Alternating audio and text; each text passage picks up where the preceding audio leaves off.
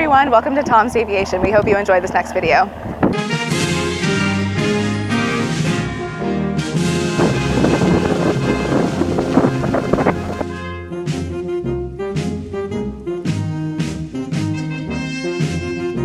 All right. Hi, I'm Jeff Linebaugh with the P51 Gunfighter. We're here with the Commemorative Air Force, and we're doing rides today in the P51 Mustangs as soon as the weather clears. This particular P51 Gunfighter is one of the most famous P51s in the country. We've been doing rides and air shows with it for over 40 years in the Commemorative Air Force. It's a very popular airplane. And you can ride in the airplane too. As a matter of fact, we do ride flights throughout the country, throughout the year. So you can look us up on p51gunfighter.com. The history of the airplane, this airplane came out of the factory in March of 1945 and actually got on a boat and went over to Europe and got there too late to see any combat, fortunately for us. It came back to the States and was in the guard units of several states throughout the country. It was actually at Chicago O'Hare for a while. Just close by from where we are right now in Lewis University Airport. And it's been in the Commemorative Air Force, like I said, for over 40 years. The engine on the airplane is the original engine. It's a Rolls-Royce Merlin engine, 1,490 horsepower. It does very well. Our top speed is 505 miles an hour. The published altitude, they've had them up above 40,000 feet. Of course, we don't fly pressurized, and without oxygen, we stay below 10,000 feet or so now. When we do our ride flights, we give the full experience. We are able to do some aerobatics, but just limited, I should say. We don't do aerobatics per se, but we do some maneuvering throughout the envelope of the airplane. So you get to experience some G's and experience the speed of the airplane. The airplane carries 210 gallons of fuel. It burns a gallon of fuel a minute, so figure that out. It's got about 3.5 hours worth of fuel. And at that, for cruise speeds, we usually do about 250 knots. So travel about 700 miles on a tank of gas. And compared to what they did in World War II, they actually carried more fuel. They had an extra fuel tank in the fuselage, which has been removed to allow having a backseat passenger. And they had drop tanks that carried a lot more fuel, so they were able to do 8-hour missions into Berlin and back and escort the bombers. Of course, the P51 was most successful for flying escort with the bombers, and that's what really turned the tide of the war, which allowed our bombers to be effective in carrying out the campaign to Europe. So we hope that you'll come out and see the airplane on one of our tour stops and come out and fly with us. Thanks again. One of the most amazing facts about this airplane to me was that from the time they were drawing on a napkin until the time they had a finished airplane sitting on the ramp was under 4 months. So if you think about that in today's terms, where it takes years to develop a design, that's a pretty phenomenal feat. It did get over to England for a short period of time at the very end of World War II. It did not see combat. It was in the National Guard units of Illinois. It was in private hands until the 70s when the Commemorative Air Force had it part of theirs. Does this have any unique flying characteristics? Unique flying characteristics? Well, the P51 is kind of known to be a handful with the torque and the P factor of the engine, but in reality it's a fairly easy airplane to fly. And if you think about it, guys were flying this airplane in combat with only a few hundred hours of flying time and just a couple of years experience, so it couldn't have been a very difficult airplane to fly. It's very hard to fly it well and fly it in combat and be successful as an ace, for instance, but it's a great flying airplane, lots of capability. Thank you very much for watching. We appreciate you being here. All right, my name is Jordan Brown from Terre Haute, Indiana. I am the newest of the gunfighter pilots for this airplane. I just started flying it this year, was able to be invited to fly and operate this airplane and help maintain it. And take it to shows and around doing rides to help keep telling the stories of what our combat troops did and airmen in World War II, which is a huge passion of mine. And so been operating in the warbird realm for about the last 13, 14 years or so. And it's always been a dream and a passion to fly something like the Mustang, which, it takes a little bit getting into, and a lot of it's right place, right time. And had that opportunity this year and been loving it ever since. It's been a huge amount of fun. And how is it to fly? Since it's like, since you're new at it and you're not, Yeah, so flying the airplane is everything you would hope it would be as a young boy wanting to, fly airplanes and always being into World War II stuff. Nothing quite prepares you for how well it really flies till you get in it and go fly. Flying some of the big, heavy single-engine airplanes and then going into this, something like the TBM Avenger that I've flown for several years. And that's like a big dump truck as far as how it handles on the controls. And then you get in this airplane and it's just a magnificent flying airplane, well-balanced, well-behaved. Just super responsive, climbs like a homesick angel. It's an amazing airplane to fly. And then the office window that you have.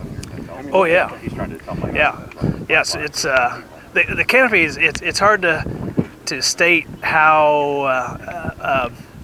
how neat it is to look at that. The best way is whenever you get it and you roll it up over and then you turn and you look down and you look up over your head, Sure. That kind of thing is just it's absolutely amazing to look at. It's the only airplane that, you're doing clearing turns, you're getting ready to do some maneuvers and you're doing your vertical stuff and you got to consciously think about look left, look right, and look up because you're going to use a lot of airspace going vertical. Right. And that's a totally different thing for someone new in the airplane. Sure. How many different planes do you have ratings in, or type ratings in? Well, so type rating is a little different just because it's on the larger airplane. So SIC, the B-17, the B-29, PBY, and then regular type ratings in the B-25, the experimental endorsement for the Mustang, C-47. I think that's it right offhand. I was asked about getting into flying today as a career path, and there is probably no better time in the history of aviation than now for a young person, not necessarily have to be young, but for a person that has the passion for flying to get into aviation. Right now, the rate that the airlines, if you wanted to go in that type of a career path, are retiring people, as well as the need for new pilots also, not including the retiring people, is way outpaced by the number of available pilots. And so you can, if you go through the program, get your ratings, you would be virtually assured to have a career path from day one once you have your time and the requirements for it. It's a great industry, and there is no better time to get into it. When I was basically my oldest son's age, when I was that age, it was super hard to get even in the commuter side of it. And if you did, most of the co-pilots were sharing, 4 co-pilots would share a 1-bedroom apartment type thing because the pay was, $14,000 a year and you're flying 95 hours a month. If you could get a job, and that is not the case today. It's very good pay, good benefits, that kind of thing, and it's a great time to be able to get into aviation. You want to mention your flight school? It's up to you. Well, we can mention it. So we have a flight school in Terre Haute, Indiana, Hoosier Aviation, and it's never been. We've owned it for 11 years since we started it, and it's never been busier than it is today. And we're in need of flight instructors, additional aircraft added to the fleet, that kind of thing. It's amazing what the need and demand is. There you go. Phone number and website? The phone number for Hoosier is 812-877-7600, and the easiest email, our website is HoosierAviation.com. My name is Matt Throckmorton. I'm a member of the Commemorative Air Force. I'm a private pilot with a commercial license, and I get to fly some of these aircraft for the CAF and take passengers for a ride and share the experience with folks. However, this weekend, I'm a loader and safety briefing officer with the P51 Mustang. So my friends that are flying the aircraft need some help with their passengers, so I do their briefing and get them seated, get the parachute on them, and tell them what to do with the aircraft when things are good and when things are not so good. But they've been flying this airplane for 40 years with little to no incidents, so it's a very safe aircraft, and I'm pleased and privileged to be a part of it. Perfect. Hey guys, my name is Lindy. I am one of the pilot's daughters. Jeff's my dad. I've been traveling around with gunfighters since I was probably 6 or 7, so it's been a good 13 years. We go all across the country, a bunch of different tourist stops, giving people the rides of their life. It's been so fun working with this aircraft. There you go, there you go. And then what is your favorite, do you have a favorite show or location? That's a great question. Every stop is a fun one, but I love going in and out of Oshkosh. It's such a fun time. There's so many people. There's a lot of other Mustangs around. Speaking of, when my dad first started flying this plane, we went to Gathering of Mustangs, and there were everywhere. It was amazing. My dad always tells a story about me crying when we left because I didn't want to leave the Mustangs. Really? Yeah. Wow, that's a Kodak moment, right? Yes, exactly.